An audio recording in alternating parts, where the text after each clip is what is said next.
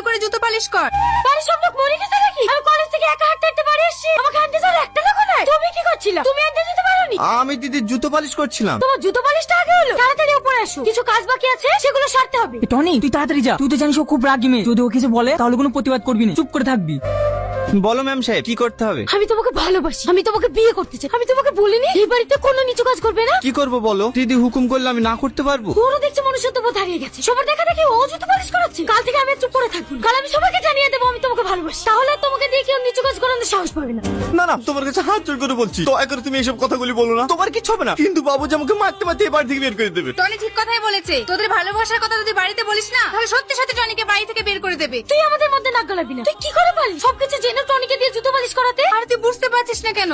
আমি টনিকে ছোট ভাইয়ের মতো ভালোবাসি। বাড়ি কাকা কাকি সবাই আমাকে খারাপ ভাবতে শুরু করেছিল, তাই আমি টনিকে দিয়ে জুতো পরিষ্কার করতে বাধ্য হয়েছিলাম। দেখো না দিদি, ও আমাকে ভালোবেসে বিয়ে করার জন্য জেদ করছে। এটা কি তোমাদের ফ্যামিলিতে মেনে নিতে পারবে? অবশ্যই পারবে, কারণ ভালোবাসা বড়লোক গরিব দেখে হয় না। আমিও তো একটা গরিব ছেলেকে ভালোবাসি, দিন আনে দিন খাই। আমি দুদিনের মধ্যে ওকে বিয়ে করব, কেউ মানুক বা না মানুক। তাই বলছি তুমিও বিশ্বাস রাখো, তোমাদের ভালোবাসাও পূর্ণতা পাবে। আমি ওকে সেটাই বলি, কিন্তু আমার কথা বোঝার চেষ্টাই করে না। দেখো সালমা, তোমার আব্বা আমাকে এই বাড়িতে ছোট থেকে নিজের ছেলের মতো মানুষ করেছে, আর আমি তার সাথে এরকম বিশ্বাসঘাতকতা করি কিভাবে বলো? এতে বিশ্বাসঘাতকতার কি আছে? আমি তোমাকে ভালোবাসি, তুমি আমাকে বিয়ে করবা।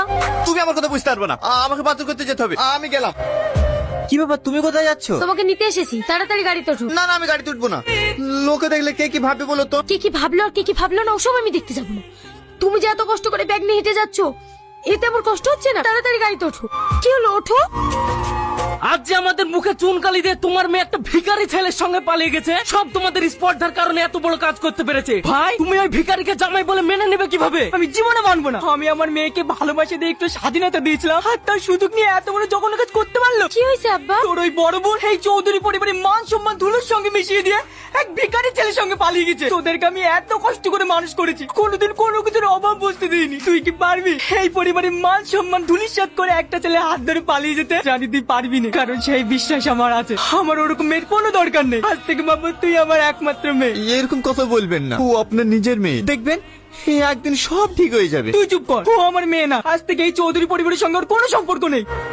ম্যাম সাহেব, তোমার চা। কি ব্যাপার, চলে যাচ্ছে যে? আমার কাজ আছে। টনি দাঁড়াও। টনি, টনি তুমি বসো, আমি তোমার জন্য খাবার নিয়ে আসছি। আজকে কি রান্না করেছো? পেঁপে সিদ্ধ আর ভাত। জানো তোমার জন্য আমার খুব কষ্ট হয়। তুমি কত বড় লোক ঘরের মেয়ে, কত ভালো ভালো খাবার খেতে, কিন্তু আমাকে বিয়ে করে তুমি ঠিক মতো খেতেও পাও না। চুপ করো, খবরদার এই কথা বলবো না। খাবারে কি যায় এসে বললো, আমি তোমাকে পেয়ে খুব খুশি আছি। দিদি। টনি আয় বস, বাড়ির সবাই ভালো আছে তো? হ্যাঁ ভালো আছি, তাড়াতাড়ি কিছু নিয়ে আসেন। টনি তোকে একটা কথা জিজ্ঞাসা করবো। হ্যাঁ দিদি। তুই যে প্রতিদিন এই জিনিসগুলো নিয়ে আসিস, এইগুলো কি সত্যি আমার আব্বা পাঠায় নাকি তুই নিজে থেকে নিয়ে আসিস? হ্যাঁ, বাপ কি মেয়ের উপর রাগ করে থাকতে পারে? বাবুজি আপনাকে অনেক ভালোবাসে, মানুষের লজ্জার খাতিরে আসতে পারে না। দেখেছো, আমি তোমাকে বলিনি আমার আব্বা ওরকম মানুষ না, আমাদের ঠিক একদিন মেনে নেবে। অবশ্যই মেনে নেবে। এই টনি দাঁড়া। বলেন বাবুজি। প্রতিদিন বাজার করতে কি তোর এত দেরি হয় কেন? সত্যি করে বল, তুই কোথায় যাস?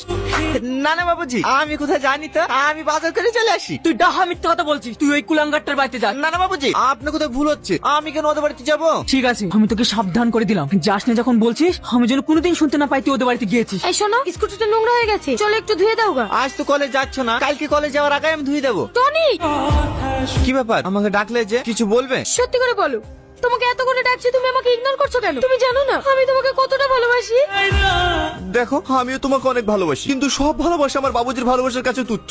আমার বাবুজির চোখের পানি আমি কখনো সহ্য করতে পারবো না। সব কথাই বাবুজি বাবুজি আর বাবুজি। আমি একটা জিনিস বুঝতে পারি না, ওটা আমার বাপ না তোমার বাপ। দেখো, তোমাকে আমি খুব ভালোবাসি আর তোমাকে বিয়ে করবো। আমি তোমাকে বিয়ে করতে পারবো না। বিয়ে করতে পারবে না তো?